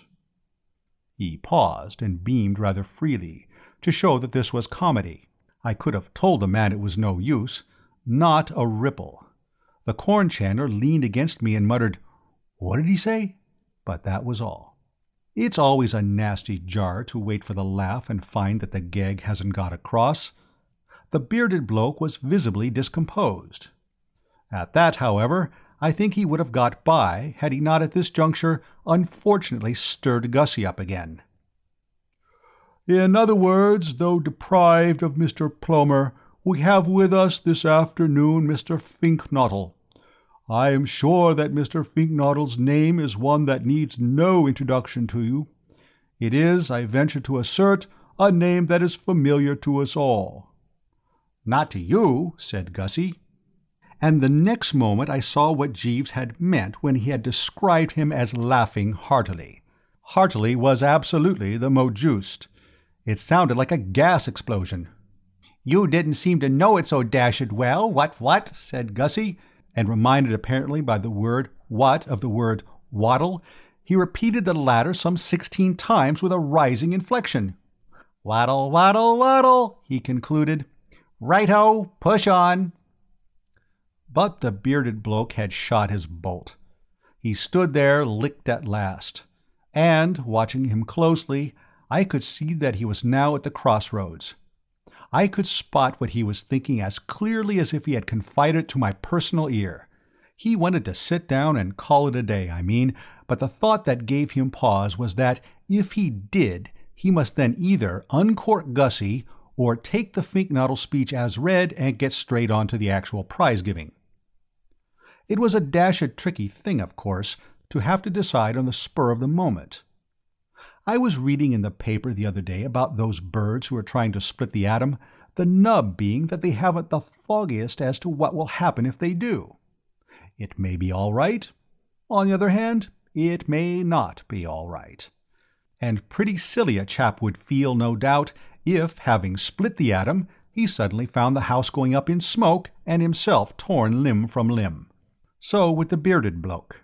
Whether he was abreast of the inside facts in Gussie's case, I don't know, but it was obvious to him by this time that he had run into something pretty hot. Trial gallops had shown that Gussie had his own way of doing things. Those interruptions had been enough to prove to the perspicacious that here, seated on the platform at the big binge of the season, was one who, if pushed forward to make a speech, might let himself go in a rather epic-making manner. On the other hand, chain him up and put a green baize cloth over him, and where were you? The proceeding would be over about a half an hour too soon. It was, as I say, a difficult problem to have to solve, and left to himself, I don't know what conclusion he would have come to. Personally, I think he would have played it safe. As it happened, however, the thing was taken out of his hands, for at this moment, Gussie, having stretched his arms and yawned a bit, switched on that Pebble Beach smile again and tacked down to the edge of the platform. "Speech," he said affably. He then stood with his thumbs in the armholes of his waistcoat, waiting for the applause to die down. It was some time before this happened, for he had got a very fine hand indeed. I suppose it wasn't often that the boys of Market Snodsbury Grammar School came across a man public-spirited enough to call their headmaster a silly ass, and they were showing their appreciation in no uncertain manner. Gussie may have been 1 over the 8, but as far as the majority of those present were concerned, he was sitting on top of the world. "Boys," said Gussie, "I mean ladies and gentlemen and boys, I do not detain you long, but I suppose on this occasion to feel compelled to say a few auspicious words. Ladies and boys and gentlemen, we have all listened with interest to the remarks of our friend here who forgot to shave this morning. I don't know his name, but then he didn't know mine. Fitzwaddle. I mean absolutely absurd. Which squares things up a bit, and we are all sorry that the Reverend whatever he was called should be dying of adenoids. But after all, here today, gone tomorrow, and all flesh is as grass, and what not, and that wasn't what I wanted to say. What I wanted to say was this, and I say it confidently. Without fear of contradiction, I say in short, I am happy to be here on this auspicious occasion, and I take much pleasure in kindly awarding the prizes, consisting of the handsome books you see laid out on that table.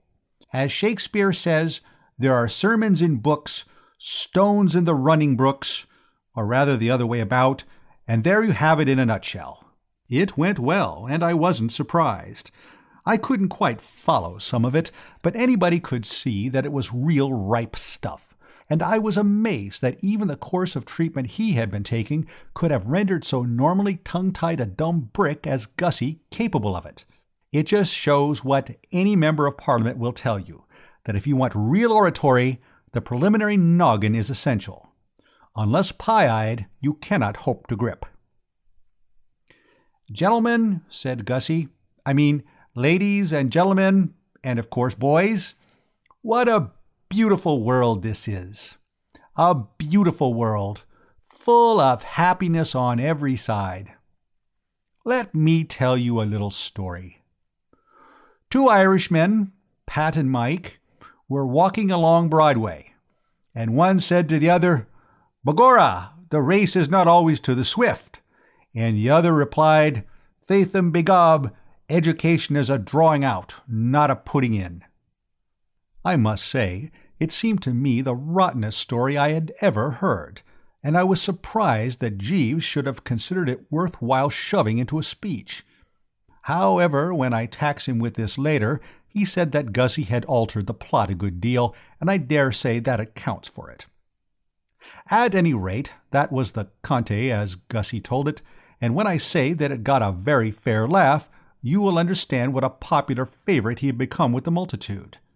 There might be a bearded bloke or so on the platform, and a small section in the second row who were wishing the speaker would conclude his remarks and resume his seat, but the audience as a whole was for him solidly. There was applause, and a voice cried, "Hear, hear!" "Yes," said Gussie, "it is a beautiful world. The sky is blue, the birds are singing, there is optimism everywhere. And why not, boys and ladies and gentlemen? I'm happy, you're happy, we're all happy. Even the meanest Irishman that walks along Broadway. Though, as I say, there were two of them, Pat and Mike, one drawing out, the other putting in. I should like you boys, taking the time from me, to give 3 cheers for this beautiful world. All together now." Presently the dust settled down and the plaster stopped falling from the ceiling, and he went on. "People who say it isn't a beautiful world don't know what they are talking about. Driving here in the car today toward the kind prizes, I was reluctantly compelled to tick off my host on this very point. Old Tom Travers. You will see him sitting there in the second row, next to the large lady in beige." He pointed helpfully, and the 100 or so Market Snodsburians who craned their necks at the direction indicated were able to observe Uncle Tom blushing prettily. I ticked him off properly, the poor fish. He expressed the opinion that the world was in a deplorable state. I said, "Don't talk rot, old Tom Travers." "I am not accustomed to talk rot," he said. Then for a beginner, I said, "You do it dashed well." And I think you will admit, boys and ladies and gentlemen, that was telling him. The audience seemed to agree with him. The point went big. The voice that had said, "Hear, hear," said, "Hear, hear" again, and my corn chandler hammered the floor vigorously with a large-sized walking stick. "Well, boys," resumed Gussie, having shot his cuffs and smirked horribly, "this is the end of the summer term. And many of you, no doubt, are leaving the school. And I don't blame you, because there's a frowst in here you could cut with a knife. You are going out into the great world. Soon many of you will be walking along Broadway. And what I want to impress upon you is that, however much you may suffer from adenoids, you must all use every effort to prevent yourselves becoming pessimists and talking rot like old Tom Travers. There, in the second row, the fellow with a face rather like a walnut." He paused to allow those wishing to do so to refresh themselves with another look at Uncle Tom, and I found myself musing in some little perplexity. Long association with the members of the drones has put me pretty well in touch with the various ways in which an overdose of the blushful hippocrene can take the individual, but I had never seen anyone react quite as Gussie was doing. There was a snap about his work which I had never witnessed before, even in Barming Fotheringay Phipps on New Year's Eve. Jeeves, when I discussed the matter with him later, said it was something to do with inhibitions, if I caught the word correctly, and the suppression of, I think he said, the ego. What he meant, I gathered, was that owing to the fact that Gussie had just completed a 5-year stretch of a blameless seclusion among the newts, All the goofiness which ought to have been spread out thin over those 5 years and have been bottled up during that period came to the surface on this occasion in a lump, or, if you prefer to put it that way, like a tidal wave. There may be something in this. Jeeves generally knows. Anyway, be that as it may, I was dashed glad I had had the shrewdness to keep out of that second row.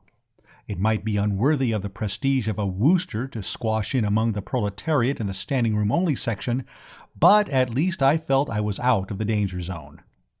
So thoroughly had Gussie got it up his nose by now that it seemed to me that had he sighted me, he might have become personal about even an old-school friend. "If there's one thing in the world I can't stand," proceeded Gussie, "is a pessimist. Be optimists, boys. You all know the difference between an optimist and a pessimist. An optimist is a man who— well, take the case of two Irishmen walking along Broadway. One is an optimist, and one is a pessimist, just as one's name is Pat and the other's Mike. Why, hello, Bertie. I didn't know you were here." Too late. I endeavored to go to earth behind the Chandler, only to discover that there was no Chandler there. Some appointment, suddenly remembered, possibly a promise to his wife that he would be home to tea, had caused him to ooze away while my attention was elsewhere, leaving me right out in the open. Between me and Gussie, who was now pointing in an offensive manner, there was nothing but a sea of interested faces looking up at me. "Now there," boomed Gussie, continuing to point, "is an instance of what I mean. Boys and ladies and gentlemen, take a good look at that object standing up there at the back. Morning coat, trousers as worn, quiet grey tie and carnation in buttonhole. You can't miss him. Bertie Wooster, that is, and as foul a pessimist as ever bit a tiger.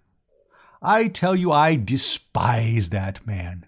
And why do I despise him? Because, boys and ladies and gentlemen, he is a pessimist. His attitude is defeatist.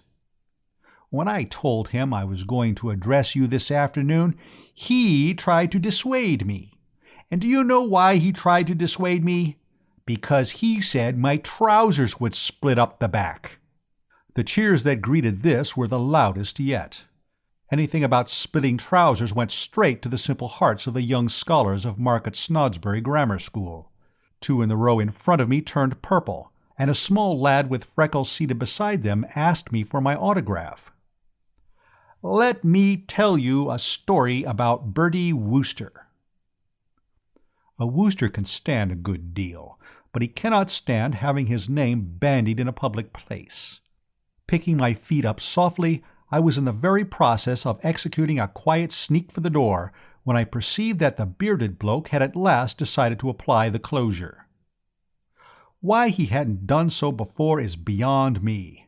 Spellbound, I take it, and of course when a chap is going like a breeze with the public, as Gussie had been, it's not so dashed easy to chip in. However, the prospect of hearing another of Gussie's anecdotes seemed to have done the trick. Rising rather as I had risen from my bench at the beginning of that painful scene with Tuppy in the twilight, he made a leap for the table, snatched up a book, and came bearing down on the speaker. He touched Gussie on the arm, and Gussie, turning sharply and seeing a large bloke with a beard apparently about to bean him with a book, sprang back in an attitude of self-defense. "Perhaps, as time is getting on, Mr. Finknottle, we had better—" "Oh, ah," said Gussie, getting the trend. He relaxed. "The prizes, eh? Of course, yes, right-ho. Yes, might as well be shoving along with it. What's this one?" "Spelling and punctuation. P.K. Purvis," announced the bearded bloke. "Spelling and diction. P.K. Purvis," echoed Gussie, as if he were calling coals. "Forward, P.K. Purvis." Now that the whistle had been blown on his speech, it seemed to me that there was no longer any need for the strategic retreat which I had been planning. I had no wish to tear myself away unless I had to. I mean, I had told Jeeves that this binge would be fraught with interest, and it was fraught with interest.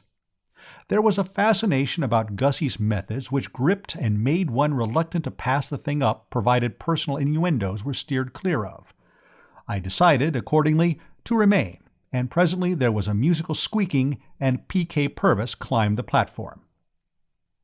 The spelling and dictation champ was about 3'6" in his squeaking shoes, with a pink face and sandy hair. Gussie patted his hair. He seemed to have taken an immediate fancy to the lad. "You P.K. Purvis?" "Sir, yes, sir." "It's a beautiful world, P.K. Purvis." "Sir, yes, sir." "Ah, you've noticed it, have you? Good.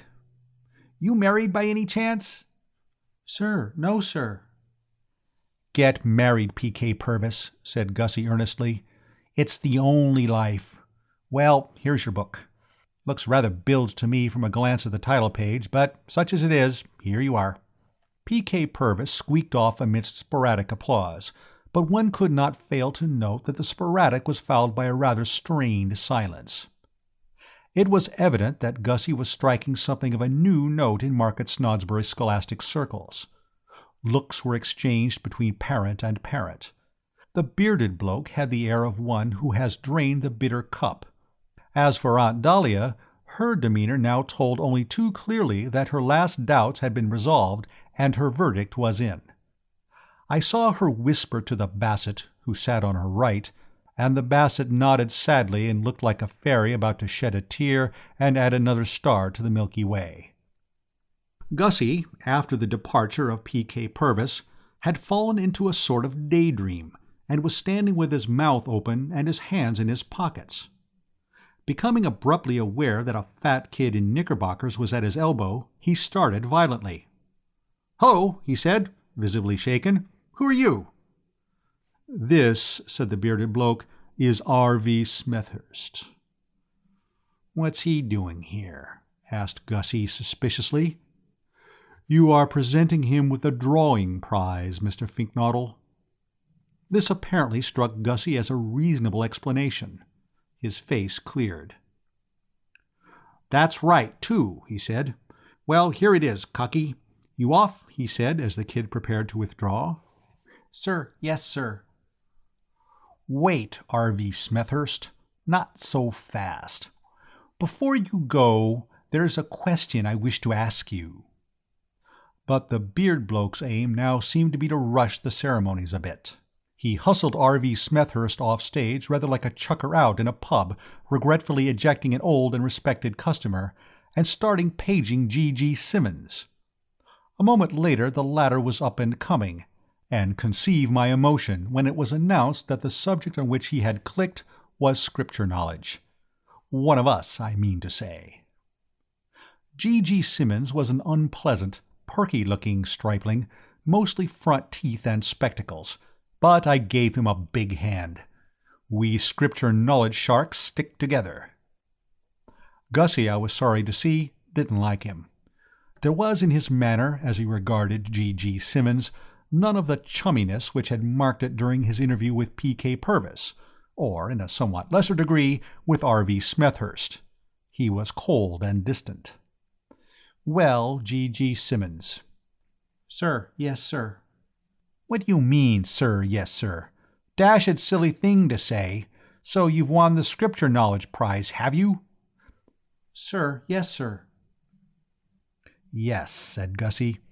"You look just like the sort of little tick who would. And yet," he said, pausing and eyeing the child keenly, "how are we to know that this has all been open and above board? Let me test you, G.G. Simmons. What's his name, the chap who begat Thingummy? Can you answer me that, Simmons?" "Sir, no, sir." Gussie turned to the bearded bloke. "Fishy," he said. "Very fishy. This boy appears to be totally lacking in Scripture knowledge."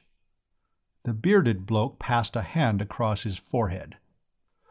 "I can assure you, Mr. Finknottle, that every care was taken to ensure a correct marking, and that Mr. Simmons outdistanced his competitors by a wide margin."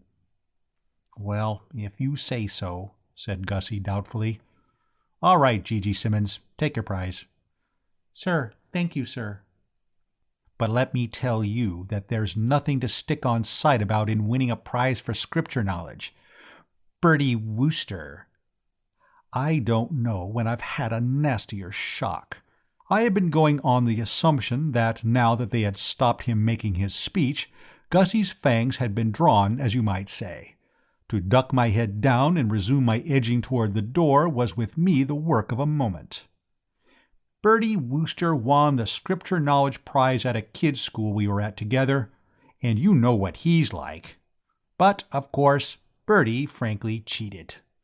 He succeeded in scrounging that Scripture Knowledge trophy over the heads of better men by means of some of the rawest and most brazen swindling methods ever witnessed, even at a school where such things were common. If that man's pockets, as he entered the examination room, were not stuffed to the bursting point with lists of the kings of Judah— I heard no more. A moment later I was out in God's air, fumbling with a fevered foot at the self-starter of the old car. The engine raced, the clutch slid into position, I tooted and drove off. My ganglions were still vibrating as I ran the car into the stables of Brinkley Court, and it was a much shaken Bertram who tottered up to his room to change into something loose. Having donned flannels, I lay down on the bed for a bit, and I suppose I must have dozed off, for the next thing I remember is finding Jeeves at my side. I sat up. "My tea, Jeeves?" "No, sir, it's nearly dinner time." The mists cleared away. I must have been asleep. "Yes, sir." "Nature taking its toll of the exhausted frame." "Yes, sir." "And enough to make it." "Yes, sir." "And now it's nearly dinner time, you say? All right. I'm in no mood for dinner, but I suppose you had better lay out the clothes." "It will not be necessary, sir. The company will not be dressing tonight. A cold collation has been set out in the dining-room." "Why's that?"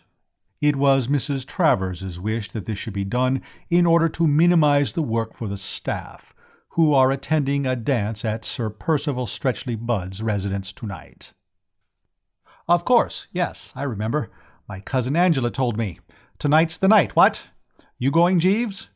"No, sir. I'm not very fond of this form of entertainment in the rural districts, sir." "I know what you mean. These country binges are all the same. A piano, one fiddle, and a floor like sandpaper. Is Anatole going?" "Angela hinted not." "Miss Angela was correct, sir. Monsieur Anatole is in bed." "Temperamental blighters, these Frenchmen." "Yes, sir." There was a pause. "Well, Jeeves," I said, "it was certainly one of those afternoons, what?" "Yes, sir." "I cannot recall one more packed with incident. And I left before the finish." "Yes, sir. I observed your departure." "You couldn't blame me for withdrawing." "No, sir. Mr. Finknottle had undoubtedly become embarrassingly personal." "Was there much more of it after I went?" "No, sir. The proceedings terminated very shortly. Mr. Finknottle's remarks with reference to Master G.G. Simmons brought about an early closure."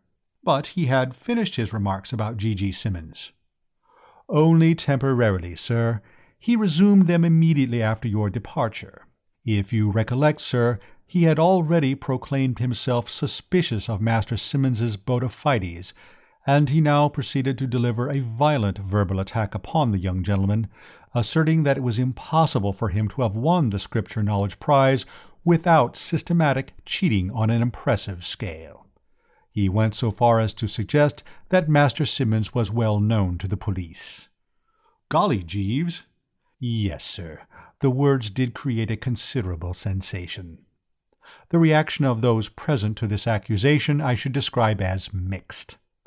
The young students appeared pleased and applauded vigorously, but Mr. Simmons's mother rose from her seat and addressed Mr. Finknottle in terms of strong protest. "Did Gussie seem taken aback? Did he recede from his position?" "No, sir. He said that he could see it all now, and hinted at a guilty liaison between Master Simmons's mother and the head master, accusing the latter of having cooked the marks, as his expression was, in order to gain favor with the former. "You don't mean that?" "Yes, sir." "Egad, Jeeves. And then?" "They sang the national anthem, sir." "Surely not." "Yes, sir." "At a moment like that?" "Yes, sir." "Well, you were there, and you know, of course, but I should have thought the last thing Gussie and this woman would have done in the circus would have been to start singing duets." "You misunderstand me, sir. It was the entire company who sang. The headmaster turned to the organist and said something to him in a low tone, upon which the latter began to play the national anthem, and the proceedings terminated." "I see. About time, too." "Yes, sir." Mrs. Simmons's attitude had become unquestionably menacing. I pondered. What I had heard was, of course, of a nature to excite pity and terror, not to mention alarm and despondency, and it would be paltering with the truth to say that I was pleased about it. On the other hand, it was all over now, and it seemed to me that the only thing to do was not to mourn over the past, but to fix the mind on the bright future. I mean to say, Gussie might have lowered the existing Worcestershire record for goofiness, and definitely forfeited all chance of becoming Margaret Snodsbury's favourite son, but you couldn't get away from the fact that he had proposed to Madeline Bassett, and you had to admit that she had accepted him. I put this to Jeeves. "A frightful exhibition," I said, "and one which will very possibly ring down history's pages. But we must not forget, Jeeves, that Gussie, though now doubtless looked upon in the neighbourhood as the world's worst freak, is all right otherwise." "No, sir." I did not quite get this. "When you say no, sir, do you mean yes, sir?" "No, sir, I mean no, sir." "He is not all right otherwise?" "No, sir." "But he's betrothed." "No longer, sir. Miss Bassett has severed the engagement." "You don't mean that?" "Yes, sir." I wonder if you have noticed a rather peculiar thing about this chronicle. I allude to the fact that at one time or another practically everybody playing a part in it has had occasion to bury his or her face in his or her hands. I have participated in some pretty glutinous affairs in my time, but I think that never before or since have I been mixed up with such a solid body of brow-clutchers. Uncle Tom did it, if you remember. So did Gussie. So did Tuppy. So, probably, though I have no data, did Anatole, and I wouldn't put it past the Bassett. And Aunt Dahlia, I have no doubt, would have done it too, but for the risk of disarranging the carefully fixed coiffure. Well, what I'm trying to say is that at this juncture I did it myself. Up went the hands and down went the head, and in another jiffy I was clutching as energetically as the best of them. And it was while I was still massaging the coconut and wondering what the next move was that something barged up against the door like the delivery of a ton of coals. "I think this may very possibly be Mr. Finknottle himself, sir," said Jeeves. His intuition, however, had led him astray. It was not Gussie, but Tuppy. He came in and stood breathing asthmatically. It was plain that he was deeply stirred. End of chapter 17. Right Ho Jeeves, by P.G. Wodehouse. Chapter 18. I eyed him narrowly. I didn't like his looks. Mark you, I don't say I ever had much, because nature, when planning this sterling fellow, shoved in a lot more lower jaw than was absolutely necessary, and made the eyes a bit too keen and piercing for one who was neither an empire builder nor a traffic policeman. But on the present occasion, in addition to offending the aesthetic sense, this glossop seemed to me to be wearing a distinct air of menace, and I found myself wishing that Jeeves wasn't always so dashed tactful. I mean, it's all very well to remove yourself like an eel sliding into mud when the employer has a visitor, but there are moments, and it looked to me as if this was going to be one of them, when the truer tact is to stick around and stand ready to lend a hand in the free-for-all. For Jeeves was no longer with us. I hadn't seen him go, and I hadn't heard him go, but he had gone. As far as the eye could reach, one noted nobody but Tuppy. And in Tuppy's demeanour, as I say, there was a certain something that tended to disquiet. He looked to me very much like a man who had come to reopen that matter of my tickling Angela's ankles. However, his opening remark told me that I had been alarming myself unduly. It was of a pacific nature, and came as a great relief. "Bertie," he said, "I owe you an apology. I have come to make it." My relief on hearing these words, containing as they did no reference of any sort to tickled ankles, was, as I say, great. But I don't think it was any greater than my surprise. Months had passed since that painful episode at the Drones, and until now he hadn't given a sign of remorse and contrition. Indeed, word had reached me through private sources that he frequently told the story at dinners and other gatherings, and when doing so, laughed his silly head off.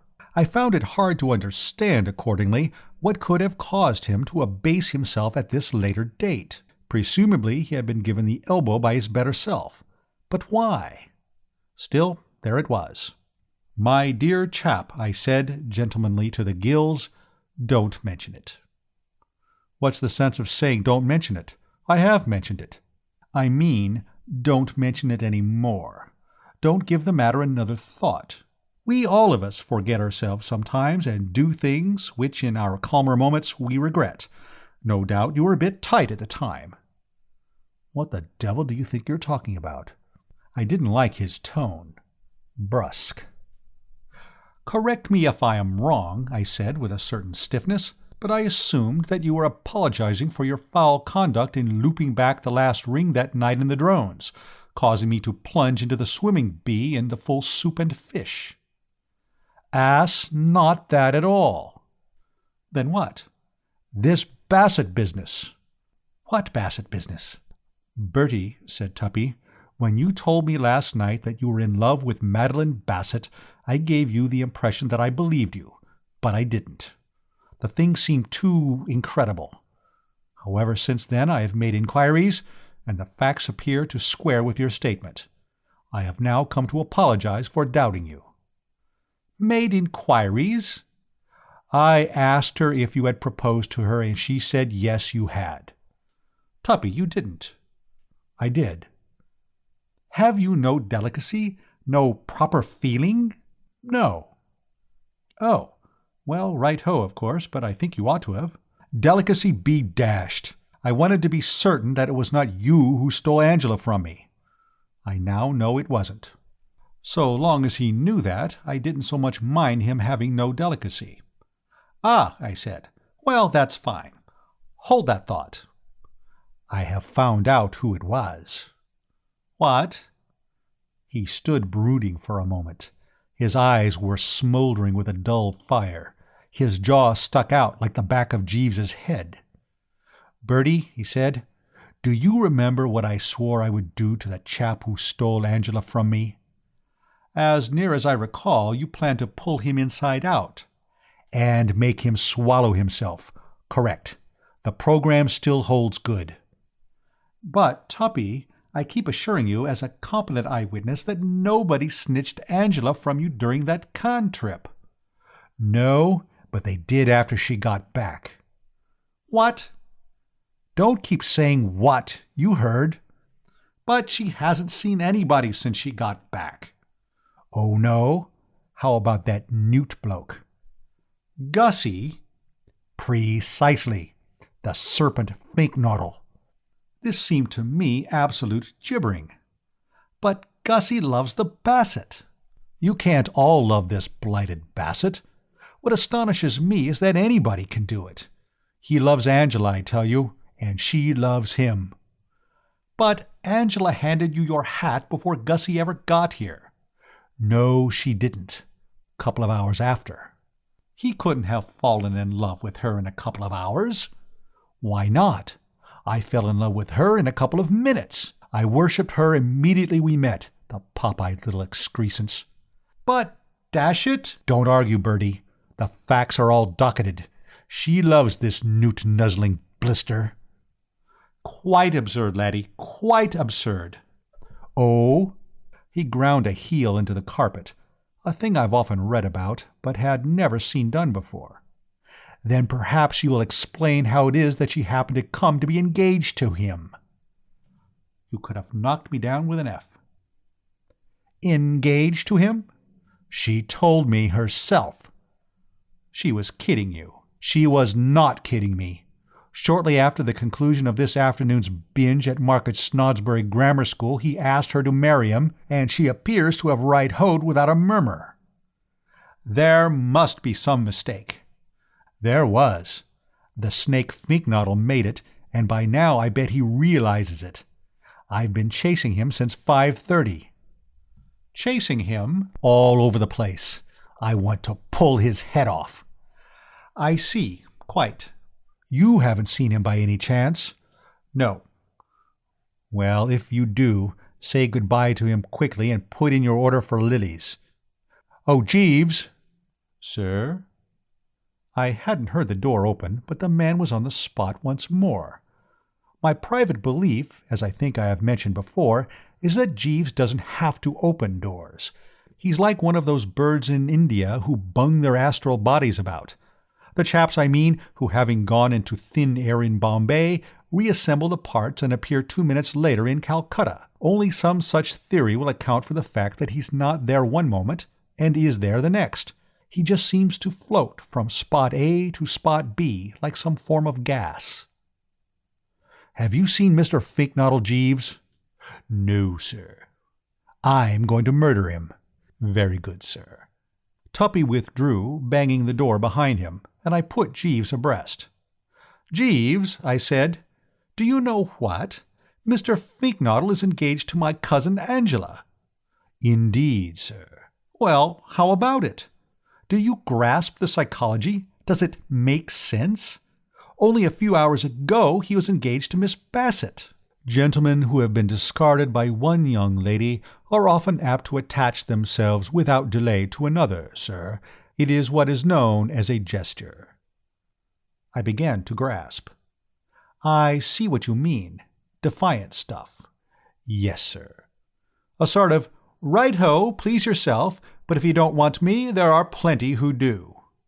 "Precisely, sir. My cousin George—" "Never mind about your cousin George, Jeeves." "Very good, sir." "Keep him for the long winter evenings, what?" "Just as you wish, sir." "And anyway, I bet your cousin George wasn't a shrinking, non-goose-booing jellyfish like Gussie. This is what astounds me, Jeeves. That is what astounds me, Jeeves, that it should be Gussie who has been putting in all this heavy gesture-making stuff." "You must remember, sir, that Mr. Finknottle is in a somewhat inflamed cerebral condition." "That's true. A bit above par at the moment, as it were." "Exactly, sir." "Well, I'll tell you one thing. He'll be in a jolly sight more inflamed cerebral condition if Tuppy gets hold of him. What's the time?" "Just on 8 o'clock, sir." "Then Tuppy has been chasing him for 2 hours and a half. We must save the unfortunate blighter, Jeeves." "Yes, sir." "A human life is a human life, what?" "Exceedingly true, sir." "The first thing, then, is to find him. After that we can discuss plans and schemes. Go forth, Jeeves, and scour the neighbourhood." "It will not be necessary, sir. If you will glance behind you, you will see Mr. Finknottle coming out from beneath your bed." And, by Jove, he was absolutely right. There was Gussie, emerging as stated. He was covered with fluff and looked like a tortoise popping forth for a bit of a breather. "Gussie," I said. "Jeeves," said Gussie. "Sir," said Jeeves. "Is that door locked, Jeeves?" "No, sir, but I will attend to the matter immediately." Gussie sat down on the bed, and I thought for a moment that he was going to be in the mood by burying his face in his hands. However, he merely brushed a dead spider from his brow. "Have you locked the door, Jeeves?" "Yes, sir." "Because you can never tell that ghastly Glossop might not take it in his head to come—" The word back froze on his lips. He hadn't got any further than a B-ish sound when the handle of the door began to twist and rattle. He sprang from the bed, and for an instant stood looking exactly like a picture my Aunt Agatha has in her dining room, the Stag at Bay, Landseer. Then he made a dive for the cupboard, and was inside it before one really got on to it that he had started leaping. I have seen fellows late for the 9:15 move less nippily. I shot a glance at Jeeves. He allowed his right eyebrow to flicker slightly, which is near as he ever gets to a display of the emotions. "Hello," I yipped. "Let me in, blast you," responded Tuppy's voice from without. "Who locked this door?" I consulted Jeeves once more in the language of the eyebrow. He raised one of his. I raised one of mine. He raised his other. I raised my other. Then we both raised both. Finally, there seemed no other policy to pursue. I flung wide the gates, and Tuppy came shooting in. "Now what?" I said, as nonchalantly as I could manage. "Why was the door locked?" demanded Tuppy. I was in a pretty good eyebrow-raising form by now, so I gave him a touch of it. "Is one to have no privacy, Glossop?" I said coldly. "I instructed Jeeves to lock the door because I was about to disrobe." "A likely story," said Tuppy, and I'm not sure he didn't add, "forsooth." "You needn't try to make me believe that you're afraid of people are going to run excursion trains to see you in your underwear. You locked that door because you've got the snake Finknottle concealed in here. I suspected it the moment I'd left, and I decided to come back and investigate. I'm going to search this room from end to end. I believe he's in that cupboard. What's in this cupboard?" "Just clothes," I said, having another stab at the nonchalant, though extremely dubious as to whether it would come off. "The usual wardrobe of the English gentleman paying a country house visit." "You're lying."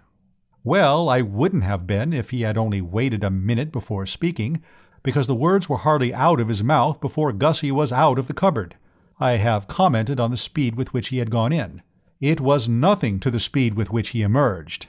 There was a sort of whir and blur, and he was no longer with us. I think Tuppy was surprised.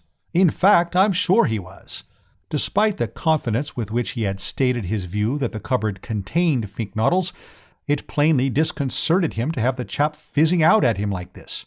He gargled sharply and jumped back about 5 feet. The next moment, however, he had recovered his poise and was galloping down the corridor in pursuit. It only needed Aunt Dahlia after them, shouting "Yoicks!" or whatever is customary on these occasions, to complete the resemblance to a brisk run with the corn. I sank into a handy chair. I am not a man whom it is easy to discourage, but it seemed to me that things had at least begun to get too complex for Bertram. "Jeeves," I said, "all this is a bit thick." "Yes, sir." "The head rather swims." "Yes, sir." "I think you had better leave me, Jeeves. I shall need to devote the very closest thought to the situation which has arisen." "Very good, sir." The door closed. I lit a cigarette and began to ponder. End of chapter 18.